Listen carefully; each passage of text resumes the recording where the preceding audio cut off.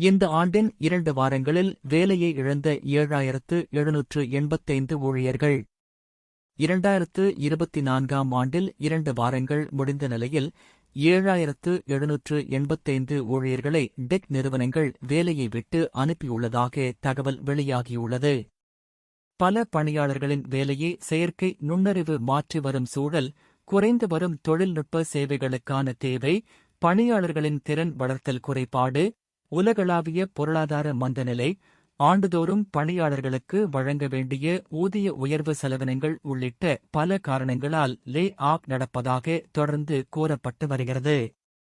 இதுகுறித்து அண்மையில் மைக்ரோசாஃப்ட் நிறுவனர்களில் ஒருவரும் தொழிலதிபருமான பில் கேட்ஸ், ஒவ்வொரு புதிய தொழில்நுட்பம் வரும்போதும் மக்களுக்கு வேலைவாய்ப்பு குறித்த அச்சம் வருகிறது. ஆனால் புதிய தொழில்நுட்பத்தால் வேலைவாய்ப்புகள் காலியாகும் என்பது உண்மை கிடையாது என தெரிவித்தார்.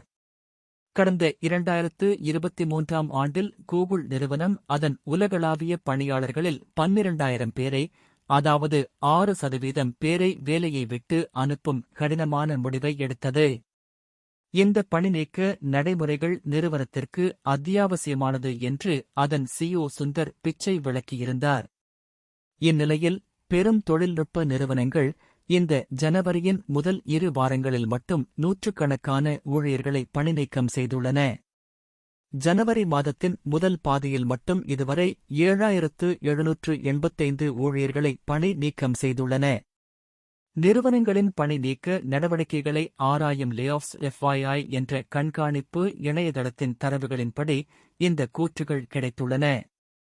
அமேசான் நிறுவனம் கடந்த வாரம் தனது ஸ்ட்ரீமிங் மற்றும் ஸ்டுடியோ செயல்பாடுகளில் பணியாற்றும் நூற்றுக்கணக்கான ஊழியர்களை பணிநீக்கம் செய்தது. அமேசான் மற்றும் கூகுள் இரண்டும் செயற்கை நுண்ணறிவு பந்தயத்தில் மைக்ரோசாஃப்ட் நிறுவனத்துடன் நேரடியாக போட்டியிடுகின்றன. இந்த போட்டியில் செயற்கை நுண்ணறிவு கையில் பணியை ஒப்படைத்துவிட்டு ஆயிரக்கணக்கான ஊழியர்களை பணிநீக்கம் செய்தும் வருகின்றன.